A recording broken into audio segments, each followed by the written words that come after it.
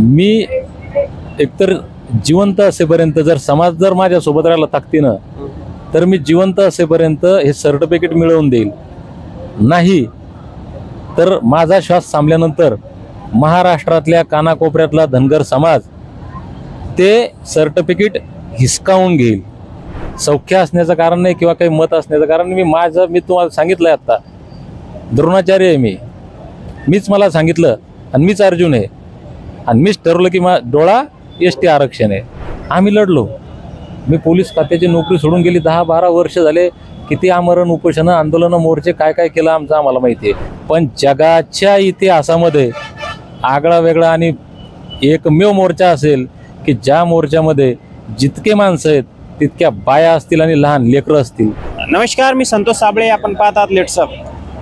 ST आरक्षणाचा मुद्दा दिवसांदिवस तापत चाललेला आहे. त्याच अनुषंगाने धनगर समाजाचे नेते दीपक बोराडे यांनी गेल्या 7 दिवसापासून, आजच्या त्यांचा उपोषणाचा 7वा दिवस आहे, 7 दिवसापासून आमरण उपोषण सुरू आहे.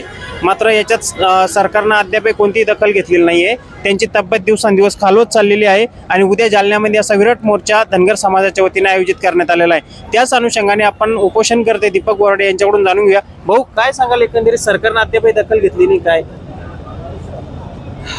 दुर्दैव आहे, ज्या धनगरांमुळं देवेंद्र फडणवीस आमदार झाले, मुख्यमंत्री झाले, त्यांचा पक्ष सत्तेत आला, हे मी नाही म्हणत. हे देवेंद्र फडणवीस स्वतः कितीतरी वेळेस माईकच्या समोर, मीडियाच्या समोर, लाखो लोकांच्या जनसमुदायासमोर बोलले. आज त्या फडणवीसांना त्यांनी दिलेला शब्द आठवत नाही.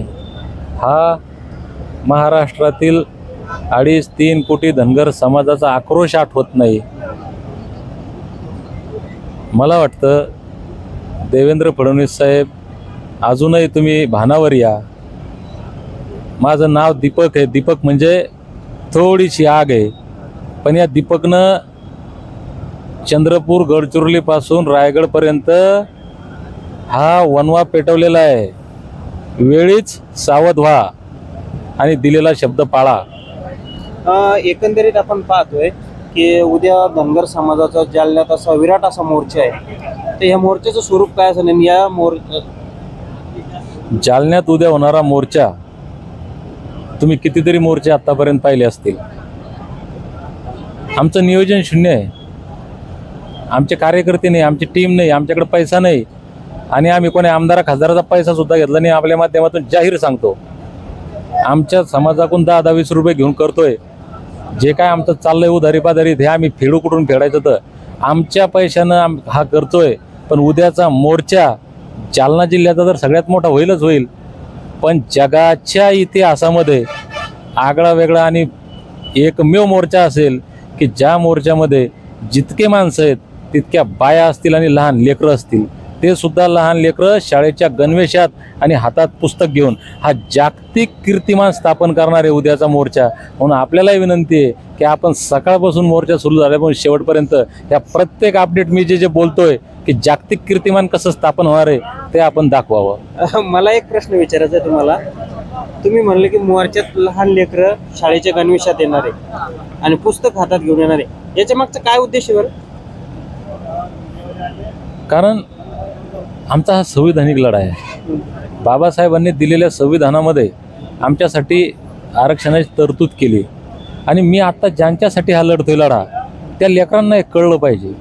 मी म्हटलंय की हा माझ्या आयुष्यातील धनगर जमातीच्या आरक्षण लढ्याच्या इतिहासातील शेवटचा लढा आहे, शेवटचं आंदोलन आहे. आम्ही लढलो. मी पोलीस खात्याची नोकरी सोडून गेली 10-12 वर्ष झाले. किती आमरण उपोषणं, आंदोलनं, मोर्चे काय काय केलं आमचं आम्हाला माहिती आहे. आमच्या बापानं ते केलं, आमच्या आजानं ते केलं, आमच्या 3-4 पिढ्या यात खपल्या.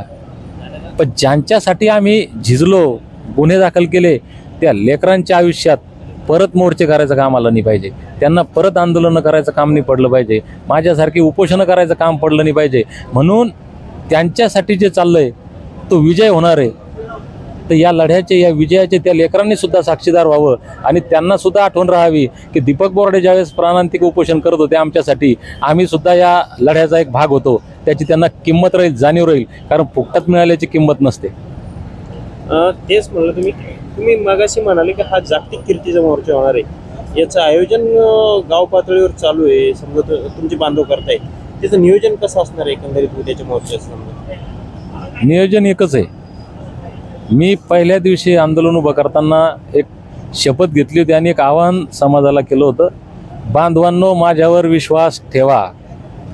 आणि या जिल्ह्यातल्या या राज्यातल्या ज्यानं दीपक बोराडेवर विश्वास ठेवला, मग तो धनगर असो, कोणत्याही जाती धर्माचा असो, कोणत्याही पक्षाचा असो, कोणत्याही संघटनेचा असो, तो प्रत्येक माणूस या मोर्चामध्ये असणार आहे.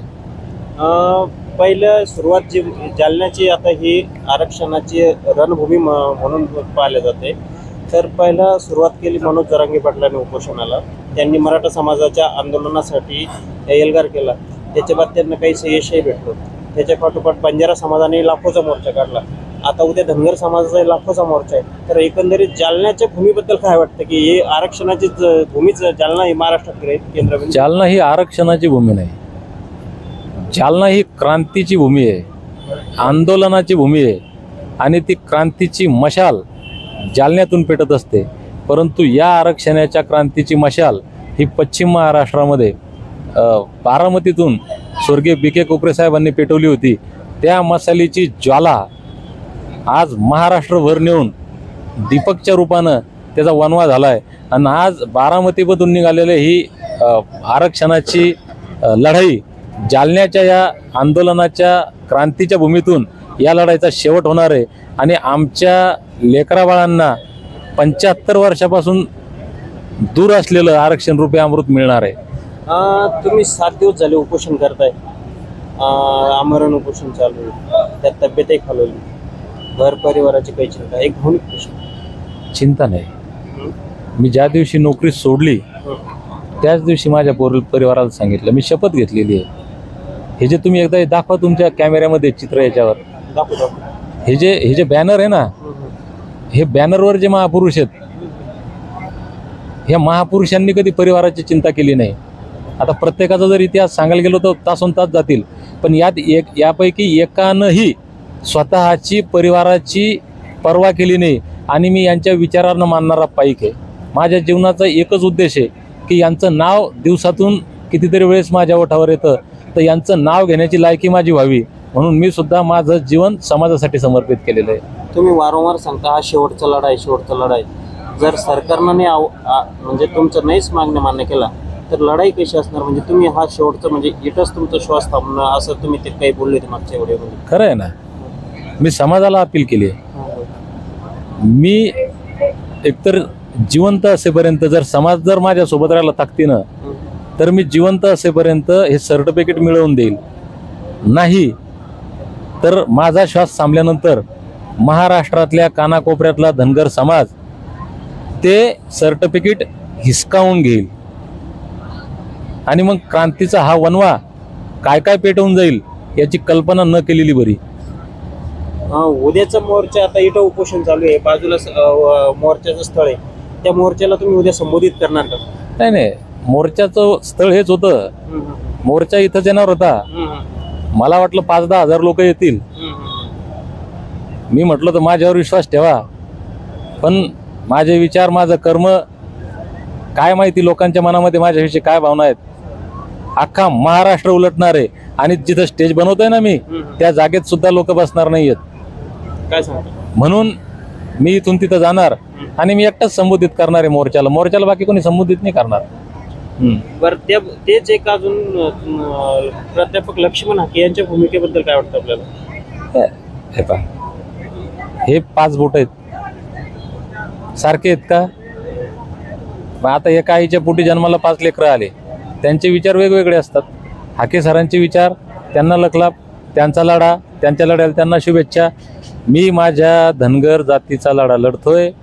त्याच्यामुळं कोणाची काय भूमिका आहे याच्याशी माझं काही म्हणजे सौख्य असण्याचं कारण नाही किंवा काही मत असण्याचं कारण नाही. मी तुम्हाला सांगितलं आहे आत्ता, द्रोणाचार्य आहे मीच मला सांगितलं आणि मीच अर्जुन आहे आणि मीच ठरवलं की डोळा ST आरक्षण आहे. त्याच्यामुळं माझा फोकस इकडं तिकडं नाही. तुम्ही प्रश्न विचारला आता हरकत नाही, तर कृपया माझा त्या डोळ्याबद्दल प्रश्न विचारा. याच्यानंतर मी डोळा फोडणार. तर आपण पाहिलं हे होते धनगर समाजासाठी एसटीतून आरक्षण पाहिजे. तर धनगर समाजाचे नेते दीपक बोराडे आणि त्यांनी सांगितलं की माझा फक्त फोकस एकच आहे की एसटीतून आरक्षण भेटलं पाहिजे आणि मी तो डोळा उडवणार आहे. आता ते डोळा कसा उडवणार काय उडवणार हे त्यांनाच माहिती आहे, कारण की ती वेळ आणि काळ ठरवल. आणि उद्या त्यांनी हेही सांगितलं की उद्या विराट मोर्चा असा होणार आहे, तर त्या मोर्चाला ते संबोधित करणार आहे. लेट्सअप मराठीसाठी संतोष साबळे, जालना.